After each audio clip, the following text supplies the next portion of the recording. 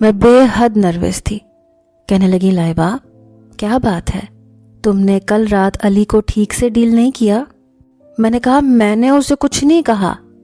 وہ کہنے لگی تو پھر وہ مجھ سے یہ کیوں کہہ رہا تھا کہ اپنی دیورانی کو کچھ عقل دیں، اسے کچھ بھی پتہ نہیں ہے۔ میں نے کہا جھوٹ بول رہا ہوگا آپ سے۔ وہ کہنے لگی یہ تو بہت بری بات ہے۔ میں نے کہا آپ سے مذاق کیا ہوگا، میں نہیں چاہتی تھی کہ وہ مجھے غلط سمجھے۔ اس کی بھابھی کہنے لگی کوئی پرابلم ہو تو مجھ سے ڈسکس کر لینا۔ میں نے کہا جی ٹھیک ہے۔ کچھ دیر وہ میرے پاس بیٹھ کر کمرے سے باہر نکل گئی۔ کچھ دیر بعد علی شاہ کمرے میں داخل ہوا، کمرہ بند کیا، اپنا آرام دہ لباس پہنا، خود پر پرفیوم اسپرے کیا، چہرے پر بڑی دل فریب مسکراہٹ سجا کر بیڈ پر میرے پاس بیٹھ گیا۔ کہنے لگا بھابھی کی باتیں کچھ سمجھ آئیں تمہیں؟ میں نے اس بات میں سر ہلا دیا۔ کہنے لگا گڈ۔ میں خود کو اندر ہی اندر بہت سمجھانے کی کوشش کر رہی تھی کہ آج اسے کسی بات پر روکوں گی نہیں، آخر جس کی بھی شادی ہو یہ سب اس کے ساتھ ہوتا ہی ہوگا۔ بہت سمجھا رہی تھی خود کو، لیکن دل تھا کہ کسی بے لگام گھوڑے کی مانند دوڑ رہا تھا۔ ہاتھوں میں تری اترنے لگی، گھبراہٹ سی ہونے لگی۔ وہ جیسے ہی میرے قریب آیا میں نے پھر سے اسے خود سے پیچھے کر دیا۔ وہ اس بار مجھے غصے سے دیکھنے لگا۔ اس سے پہلے کہ کچھ کہتا میں نے رونا شروع کر دیا۔ مجھے یوں روتا دیکھ کر اس نے اپنا سر پکڑا تھا۔ کہنے لگا یار لائبہ خدا کے لیے پہلے یہ رونا بند کرو۔ میں نے کہا پہلے تم وعدہ کرو کہ مجھے کچھ نہیں کہو گے اور نہ میرے پاس آؤ گے۔ وہ کہنے لگا اس بات سے کیا مطلب ہے تمہارا؟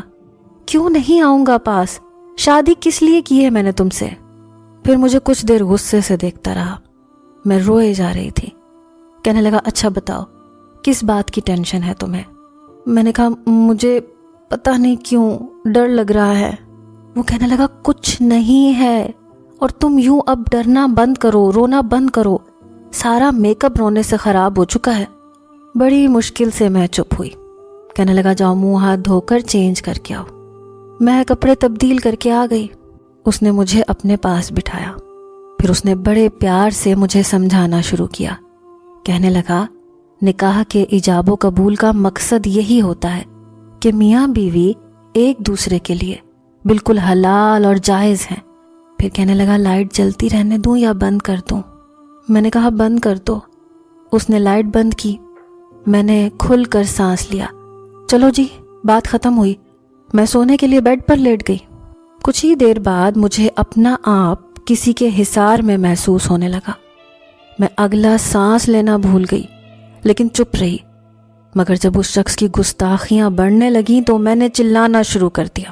ایک دم سے اس نے میرے منہ پر ہاتھ رکھا تھا۔ کہنے لگا پاگل ہو کیا؟ آواز باہر جائے گی، کیوں سب کے سامنے میرا مذاق اڑوانا چاہتی ہو؟ لیکن میں نے اسے خود سے دور کیا اور رونے لگی۔ بہرحال نتیجہ یہ نکلا کہ غصے سے علی شاہ صوفے پہ جا کر لیٹ گیا۔ کچھ دن نہ تو اس نے مجھ سے بات کی نہ میرے پاس آیا۔ میں نے شکر کیا کہ اچھا ہوا بلا ٹلی، لیکن جیسے ہی شادی پر آنے والے مہمان اپنے گھروں کو سدھارے وہ بار بار مجھ سے اسی بات کا اصرار کرنے لگا۔ میں رونا دھونا مچا دیتی